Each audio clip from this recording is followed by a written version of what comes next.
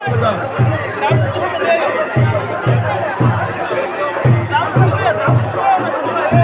মহিলা দিদিদের বলছি সামনে চলে যান, সামনে চলে যান।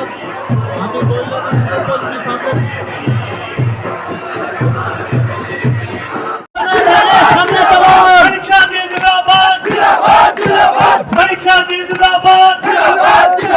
राजी पटेल जिंदाबाद, राजी पटेल जिंदाबाद, राजी पटेल जिंदाबाद।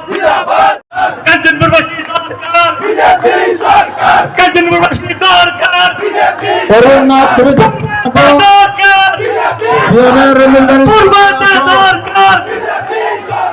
बारे बारे दरकार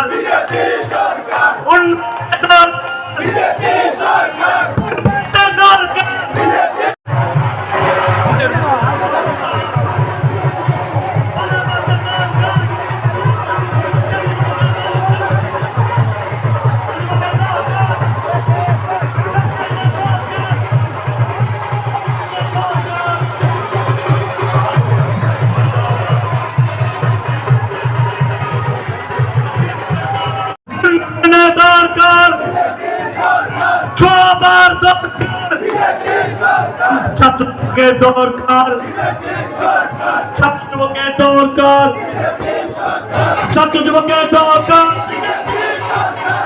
যুবকের দরকার, সামনে বক্সের ছাত্র যুবকের দরকার, সামনে ছাত্র যুবকের দরকার, কাঞ্চনপুরবাসী দরকার, সামনে কাঞ্চনপুরবাসী দরকার, সামনে কাঞ্চনপুরবাসী দরকার।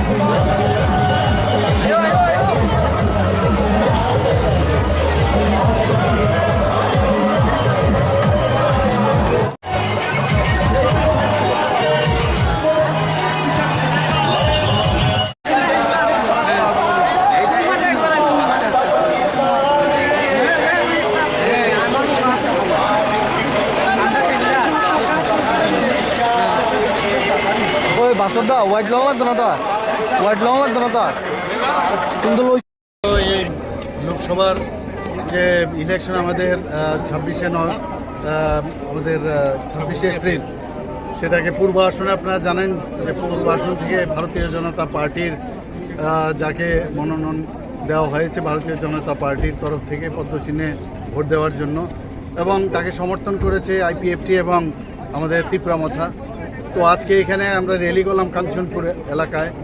তো বিপুল সারা আপনারা নিজেরও দেখতে পেয়েছেন, মানুষ চাইছে কবে মোদিজি আবার তৃতীয়বার প্রধানমন্ত্রী হবেন। এবং আমি নিশ্চিত যেভাবে চারিদিকে মানুষের মধ্যে একটা মানে যেভাবে সারা পাচ্ছি যে উনি আমাদের 370টা আমাদের দিয়েছে, টার্গেট দিয়েছে, সারা ভারতবর্ষে আমার মনে হয় দুটো তো পাবেই।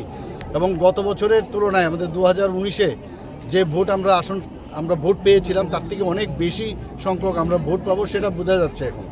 এখন কম্পিটিশন চলছে। আমরা পশ্চিম আসনও আমাদের প্রাক্তন মুখ্যমন্ত্রী এবং রাজ্যসভার সদস্য বিপ্লব কুমার দেবজিকে মনোনয়ন দেওয়া হয়েছে, এবং দুটোর মধ্যে কম্পিটিশন হচ্ছে এখন কে কোনটাতে বেশি পাবে, এবং ভালো হেলদি কম্পিটিশন চলছে। এবং ভারতীয় জনতা পার্টির ক্যান্ডিডেট দুটো জায়গার থেকেই একদম নিশ্চিতভাবে জিতবে, এতে কোনো রকম প্রশ্ন নেই।